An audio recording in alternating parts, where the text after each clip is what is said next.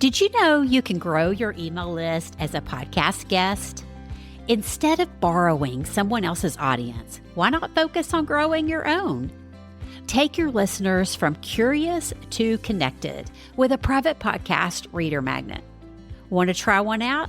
Mine is called Listeners to Readers, and in just 6 short episodes, you'll learn how a private podcast can grow your email list and market your book. Grab it for free at listenerstoreaders.com.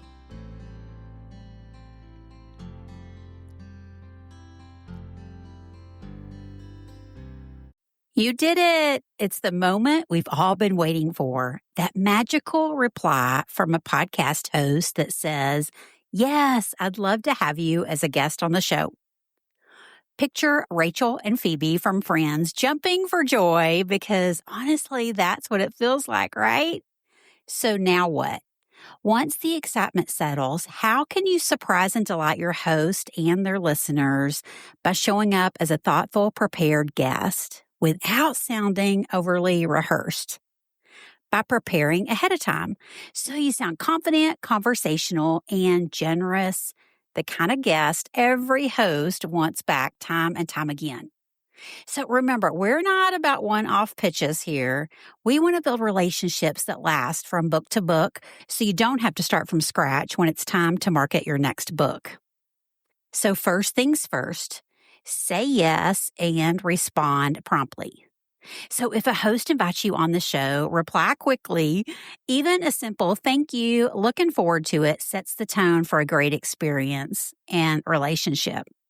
So if your publisher's PR team is pitching you, they're going to handle all the logistics for you and basically tell you when to show up and record.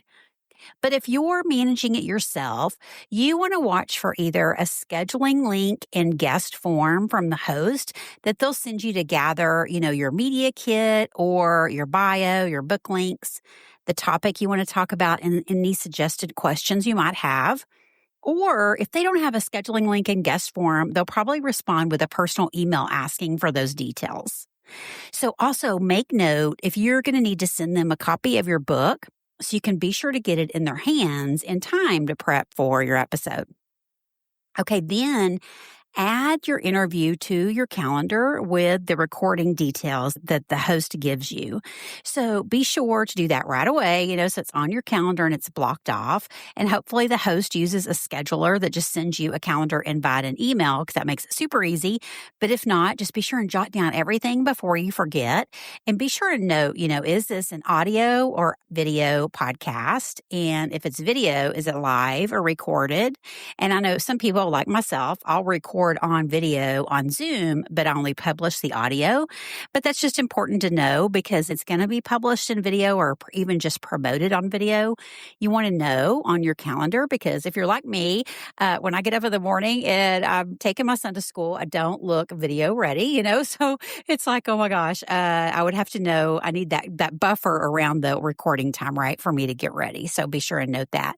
And then just make sure you know where you're going to connect for the interview. They'll send you a link, and some like Zoom is easy. Riverside is another one I've seen a lot. There's another one, I can't think of the name of it, but sometimes they are browser specific. So you want to know that way you can make sure you have the right browser and everything is ready to go when you're ready to do the interview. And then be sure to note the topic you're sharing, keep that in your notes for sure, because being organized, it just reduces you feeling all nervous when the time comes and keeps you focused on showing up and serving well, not just scrambling around for links at the last minute, right? Then do your homework on the host and their audience. Because remember, it's an honor to be invited onto somebody else's platform. It's like being welcomed into their home. And so learn about their audience. You may have already pulled some of this information when you're prepping to pitch, but note who their listeners are so you can reference them. Is it women? Is it moms? Are they moms of certain age children? Is it men and women together? Like maybe it's a marriage podcast and they talk to men and women. just figure that out so that as you go through your interview, it doesn't sound so robotic because you're personalizing it to the audience that you're serving. And just notice also, like when you're listening to maybe the most recent episode with a guest, notice, the tone with the host and guest, the pacing of the conversation, and you'll learn really quick what the host values and use that knowledge to personalize your stories on how your message meets their listeners' needs. Then plan your stories and talking points, but not scripts. So, know your goal for guesting. It's not just selling a book, right? That might come, but that's not usually the goal of being a guest on podcast. You're trying to grow. You're trying to grow your relationships or grow your own show or grow your email list. And so jot down a few talking points and stories to share based on the topic that you're sharing and your goal. And remember, keep them short and impactful as attention spans are getting shorter and shorter these days. Then test and prep your tech and space right beforehand. So good audio makes everybody sound more credible. Use what you have, but test it ahead of time. And, it's preferred if you have a USB microphone that plugs in, and over-the-ear headphones are like the best solution ever, right? But not everybody has those. So even just wired earbuds that, plug into your computer and have your little earphones are great. Wireless earbuds can work, but they often have an echo. So be sure and look at, like, if the host sends you their preferences, be sure and look at that. And listen, tech happens. And if you haven't already heard my episode with my friend, author Christine Brown, she shares 5 lessons learned from her first interviews on episode number 26. And I'll be sure and put a link to it in the show notes. Then be ready with a call to action for your listeners. So decide ahead of time what next step you'll mention when the host asks, where can people find you? Keep it conversational and clear and to the point of your guesting goals again. So, the host almost always mentions your book again at the end if you're an author. But think about the way you want listeners to remember you after the episode is over, in case they're like, I don't remember what book that was, or I want to connect with you further outside of your book, like where can I go to connect with you? And the host always links to your website. So even that you wouldn't have to say. So prioritize another call to action. And, like if you're not active on social, then don't even mention those, right? Because there's just no use in it. So think about, again, attention spans are super, super short. And everybody's about ready to hit stop on the interview by this point. And so make it, something that listeners are going to remember and want to keep in touch with you. So for example, like, if I'm guesting on a podcast with an audience of writers and I'm wanting to grow my email list, I might say, if you'd love to go deeper, I've got a free audio series called Listeners to Readers to help you create a private podcast reader magnet. And you can sign up at listenerstoreaders.com. Or if I'm really just like trying to grow my podcast, like I want to start reaching new listeners, then I might share, hey, I'd love to share my podcast with your listeners. It's Book Marketing Mania, helping nonfiction writers reach new readers as a podcast host and guest. So again, it's one offer, one link, no overwhelm. And again, you'll be able to mention your book, but just think of other ways that you could, have those listeners remember you and keep in touch with you afterwards, especially if you're still writing your book. You want to get them on your email list and listening to your podcast. One offer, one link, no overwhelm. So think about that when you think about your call to action. Then prepare your mindset before you record.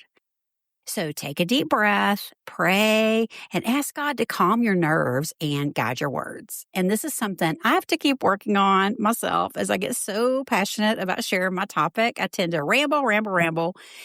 And we just have to remember that, this is a conversation. It's not a performance. Let the host lead the conversation, listen well, and trust the flow, and adjust as necessary, right? And again, I want to reference my episode with Christine Brown because she shared some great tips for focusing on serving, not selling in episode 26. Then after the interview, surprise and delight again. So when the recording ends, thank your host sincerely, follow up with a quick email or even better, a handwritten note.